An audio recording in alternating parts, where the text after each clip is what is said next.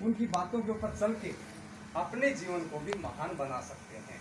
अगर उन पर चिन्हों पर चले, केवल अगरबत्ती धूपबत्ती जोतबत्ती लगाने से ये महापुरुषों की पूजा नहीं होती है। उनकी पूजा होती है उनकी बताई हुई बातों पर चलने से। इसलिए हम श्री जगमाल जी ने जो संघर्ष किया है और उन्होंने जो कर दिया है, हो सकता है नरपाल जी ना कर पाए, नरपाल जी करते हैं, हो सकता है अगली पीढ़ी ना कर पाए और उससे अगली पीढ़ी ना कर पाए। जो पहले जो किया है, क्योंकि वो हर चीज देखी जाती है, जिसमें खान पान हमारा कैसा था, रहन सहन हमारा कैसा था, बोलचाल हमारी कैसी थी, वो सब भाईचारा जो प्रेम भाव जो हमारा था वो कैसे कैसे कटता जा रहा है और हम उसको पहचान नहीं पा रहे हैं।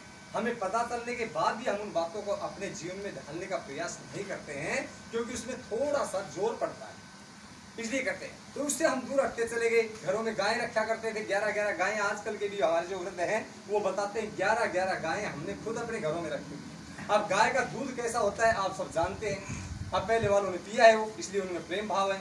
अब गाय का दूध पीते हैं तो एक भैंस का दूध पीते हैं। भैंस भी एक पशु है, लेकिन भैंस का दूध है वो पहलवान के लिए ज्यादा कामयाब है। गाय का दूध है वो देवता प्रवृत्ति के लोग जो ज्ञान वर्धक जो व्यक्ति हैं, जो ज्ञान देते हैं लेते हैं, उनके लिए अच्छा होता है। रोगनाशक भी दूध है ये।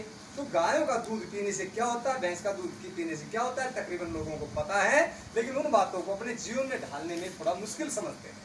आपने देखा होगा कि एक गांव के अंदर 2 अक्कल 3 अक्कल 4 अक्कल 5 अक्कल घूमते हैं आराम से, बसड़े पास बैठते हैं और खूब आराम से रहते हैं, कोई दिक्कत नहीं है। लेकिन एक गांव में 2 झोटे होते हैं ना, रहना बड़ा मुश्किल हो जाता है। मार दूं या मर जाऊं, इस तरह की उनकी प्रवृत्ति होती है। वो कोई अलग पशु नहीं है, लेकिन उसके दूध के अंदर ये बातें होती है। इसलिए पहले आप देखा करते थे घरों के सामने लोग बैठते थे 11-11 बजे तक, रात को 10-10 बजे तक, और बैठ के बातें किया करते थे, प्रेम भाव से उठा कर एक दूसरे के दुख सुख की बातें किया करते थे, क्योंकि गायों का दूध पिया करते थे, इसलिए होता था। आजकल भैंसों का दूध पीते हैं, कोई किसी के पास बैठना पसंद नहीं करता, खिड़की में से देख लेंगे, अगर कोई आफत भी आई है तो भी उसको साझा नहीं करते हैं इस तरह से। तो खान पान के ऊपर बहुत भारी बातें बताई गई हैं। तो खान पान जैसा खाए अन्न वैसा हो जाए मन, और जैसी पिए दूधी वैसी हो जाए बुद्धि, और जैसा पिए पानी वैसी हो जाए वाणी। इसलिए कहते हैं ऋषि मुनि साधु सन्यासी धर्मात्मा परोपकारी त्यागी तपस्वियों ने जो बताया, अपने जीवन का सार बताया है कि आप इस रास्ते पर चल करके अपने जीवन को अच्छा बना सकते हो, और इस रास्ते पर जाएंगे तो आपका जीवन नरक बन जाएगा। हम उन बातों को फिर भी नहीं मान रहे। हमें पता है इस बात का अच्छी तरह, भली बात सबको पता चल गया। अपने घर में दाल बनाते हैं, छोटी सी बात, दाल बनाते हैं किस में बनाते हैं, कुकर में दाल बनाते हैं। जबकि हमारे देश के और विदेश के सभी वैज्ञानिकों ने, सभी साइंटिस्टों ने ये सिद्ध कर दिया है कि कुकर में बनी हुई दाल बिल्कुल भी अच्छी नहीं होती है। क्यों नहीं होती है कि अपने बच्चों को, अपने परिवार को अगर आपने बीमार करना है, अपने परिवार को दुखी करना है, उनको रोगी बनाना है, तो आप कुकर के अंदर दाल बना करके आप उनको खिलाइए, तो वो आपके तुरंत ही वो खत्म हो जाएगा, उसका जीवन में ही जो नरक बन जाएगा। इसलिए हम बनाते हैं कुकर में, कुकर में जल्दी बनती है। फिर बनाते हैं हम एल्यूमिनियम के बर्तन में। एल्यूमिनियम का बर्तन सबसे हेवी मेटल है, ये सभी ने सिद्ध कर दिया है। अगर सुख पाना चाहते हो, श्री जगमाल जी की तरह अपनी आयु जीना चाहते हो अच्छी तरह से, अभी बाद में तो थोड़ा स्वस्थ से हो गए थे, लेकिन अपने जीवन में ठीक रहे, तो इस तरह से अगर स्वस्थ रह करके जीना चाहते हो तो थोड़ा थोड़ा संघर्ष कर लो। थोड़ा मन करता है किसी चीज को उठाया, मुंह के पास लेके गए, ले जाने के बाद मेरे काम की चीज नहीं है, तो मेरे परहेज है इस चीज के, मैं तो लूंगा तो मेरे को नुकसान कर देगी, उसको वापिस रख दो। लेकिन कहते हैं जीना है तो देखा जाएगा, मरना सब ने, क्या है, खाओ पियो मौज करो, क्या है। फिर वो दुख पा करके जीते हैं और वही दूसरों को भी फिर दुख देते हैं। जो व्यक्ति के पास जो कुछ होता है वो वही देता है। मेरे पास ज्ञान है तो मैं ज्ञान दे रहा हूँ, भाई के पास पैसा है तो वो पैसा दान दे रहा है, दान गौशालाओं में और कहीं दे रहे हैं। किसी के पास बल है तो वो ताकत से किसी की रक्षा कर रहा है, और किसी के पास दुख है ना, सुख है तो वो सुख दे रहा है, किसी के पास दुख है ना तो वो दूसरों को दुख ही दे सकता है, इसके अलावा कुछ नहीं दे सकता। इस दुनिया के अंदर हम आए हैं तो परोपकार के लिए आए। इस परोपकारार्थमिदं शरीरम, ये शरीर है, ये परोपकार के लिए है, अपने लिए तो थोड़ा ही है। सबसे पहले तो उस परमपिता परमात्मा का इसके ऊपर अधिकार है। वो परमात्मा जैसे चाहे उसकी आराधना है, पूजा है, उसकी भक्ति है, उसके बताए गए वेदों के द्वारा आदेश है, उनके ऊपर हम चल करके अपने जीवन को अच्छा बनाए। दूसरा, इस राष्ट्र का इसके ऊपर अधिकार है। अगर कोई भी राष्ट्र पे आफत आती है तो ये शरीर चाहे वैसे खत्म हो जाए, लेकिन राष्ट्र के लिए हमें पीछे नहीं हटना चाहिए। दूसरा, समाज के लिए है, ये हमारा समाज बैठा है, अगर इस पे कोई आफत आती है तो तीसरा अधिकार समाज का है। अगर समाज पे कोई आफत आती है तो भी शरीर को जाने दो सकते, और उसके बाद में अपने परिवार का अधिकार है, उसके बाद अपना अधिकार होता है इस शरीर के ऊपर। और हम सारा ही अपना समझ लेते हैं कि ये तो हमारा है, ये शरीर मेरा है, ये मेरा नहीं है। इस तरह से आप खान पान पे थोड़ा ध्यान दो। कुकर में दाल जल्दी बनेगी, और बर्तन में खुला बनाओगे तो थोड़ी देर में बनेगी। गैस ज्यादा जलेगी, पैसे आपके खर्च होंगे, लेकिन वो पैसा खर्च होगा तो वो पैसा कहाँ जाएगा, डॉक्टरों के पास जाएगा, क्योंकि आपने दाल खाया। मैं कुछ दिन पहले की आपको बात बताता हूँ, अंग्रेजों के समय की बात बताऊँ। जेलों के अंदर हमारे क्रांतिकारी भगत सिंह, राजगुरु, चंद्रशेखर ये बंद थे, जेलों के अंदर उन्होंने बंद कर रखे थे, बड़े क्रांतिकारी थे, अच्छे माता पिता के सपूत थे और उन्होंने अपने देश के लिए जो है ना जान झोंक दी बिल्कुल एकदम से। उनको जो है ना जेलों में बंद किया गया और अंग्रेजों ने एक नीति निकाली, क्या बोला, ये बाहर निकलेंगे, धरना प्रदर्शन करेंगे, ये आंदोलन करेंगे, अंग्रेजी सरकार को दुखी करेंगे, ऐसा काम करो कि अंदर ही अंदर खत्म हो जाए। तो ऐसा कोई उपाय निकाला जाए। तो अंग्रेजों ने एक शोध किया और शोध करके एक एल्यूमिनियम की धातु उठा करके लाए।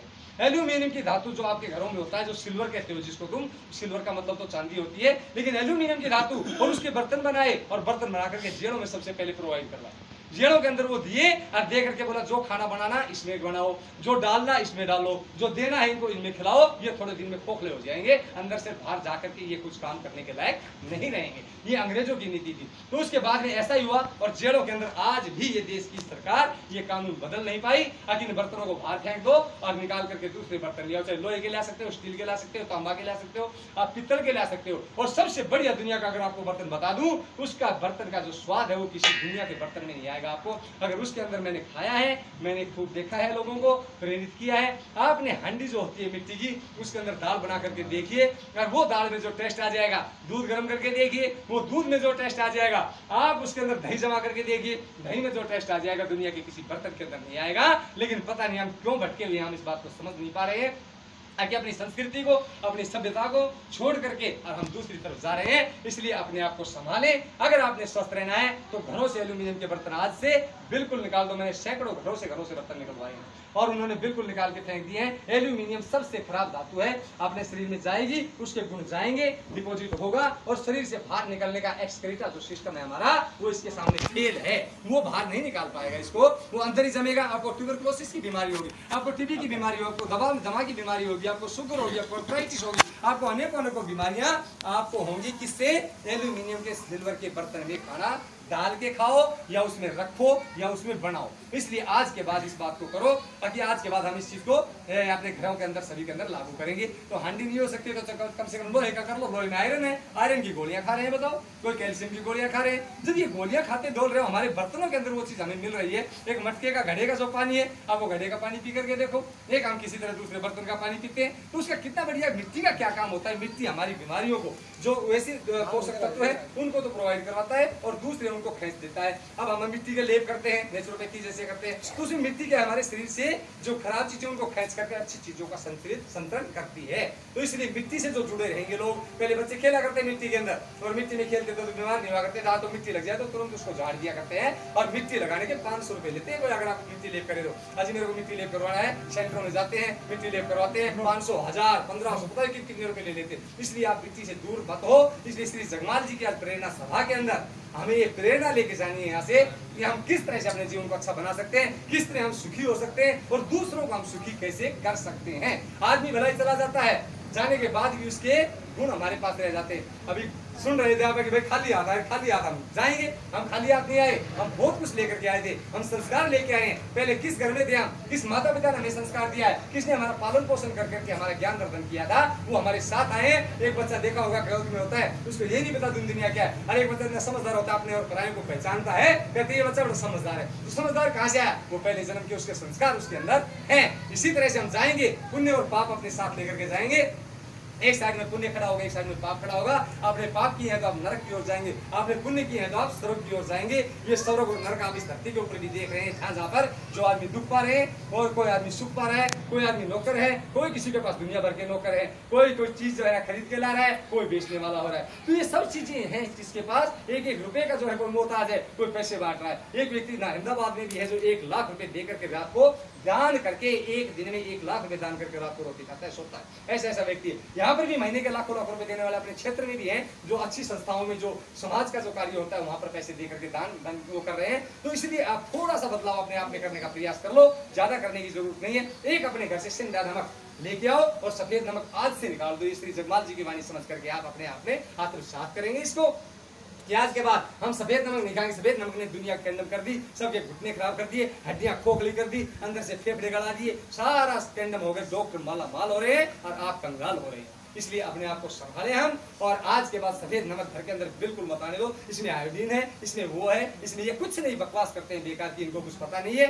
ये है गधों की हड्डी पीस पीस करके और पता नहीं क्या से क्या बना दे, और वो कंपनियां एडवर्टाइज कर करके लड़कियों को लगाते हैं, महिलाओं को लगा करके दिखाते हैं, देखो ये भूरी होगी। मगर ये भूरी नहीं, ये जन्म से गोरी है, इसका रंग ही ऐसा है। नहीं तो भैंस के लगा करके तो गोरी करके दिखा दे, मान जाएंगे तेरी फेवरेट को, और इनको क्रीमों को लग देख लेंगे। तो ये चीजें बेकार का जो